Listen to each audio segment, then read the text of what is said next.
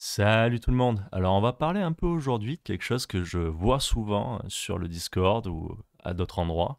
C'est comme quoi les paquets d'Arch Linux ne seraient pas testés. Donc les paquets arriveraient comme ça d'un seul coup sur le dépôt core de votre Arch Linux, ce qui rendrait la distribution très instable et pas sécurisée. Donc on va voir ça ensemble et on va répondre un peu, on va voir comment ça fonctionne. Et tout ce que je vous montre, je vous mettrai les liens en description pour que vous puissiez les lire. Vous pouvez aussi mettre en pause. Et donc on voit que Arch Linux, à la base, ce sont ces dépôts-là. Pas le OR, il manque, voilà, il y a bien le extra, il y a bien le core.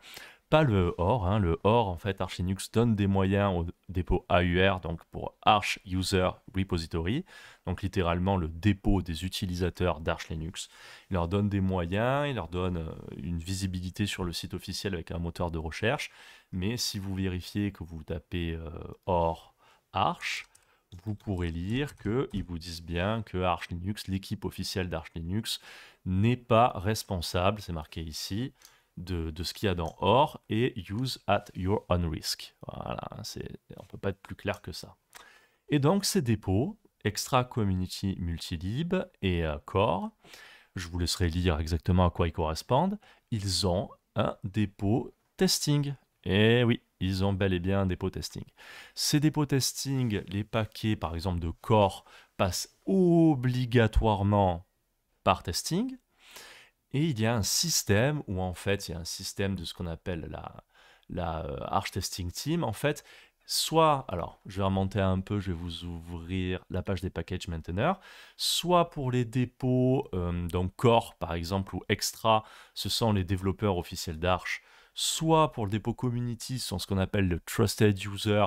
Pareil, je ne vais pas tout vous ouvrir, je vous laisserai lire, mais ce sont des gens qui sont sélectionnés et il faut qu'ils montrent patte blanche pour qu'un paquet, c'est marqué ici, puisse passer du dépôt testing au dépôt core, par exemple. Ok.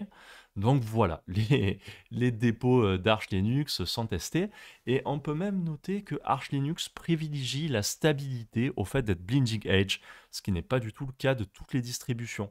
Par exemple, sur GNOME, là vous avez un article que je vous mettrai aussi de Bobby Borisov, et nous l'explique très bien, et nous explique comment faire d'ailleurs pour avoir la dernière version de GNOME sur Arch Linux, parce que GNOME, par exemple, vous ne l'aurez jamais dès qu'il sort sur Arch. Vous l'aurez toujours à peu près un mois après, voire plus parfois.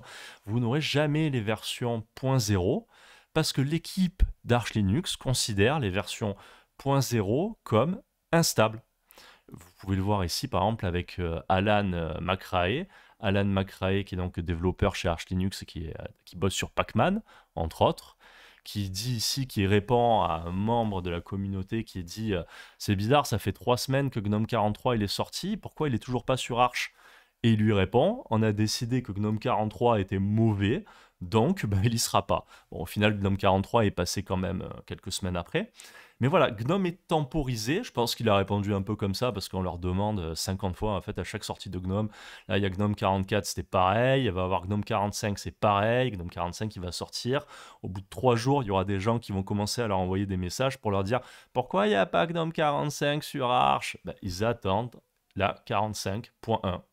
Voilà, de la même façon que là, on vient d'avoir GNOME 44.1 qui est passé hier ou avant-hier sur Arch, je ne me rappelle plus, qui est même pas encore passé complètement en partie parce qu'ils doivent considérer justement que certains paquets ne sont pas stables.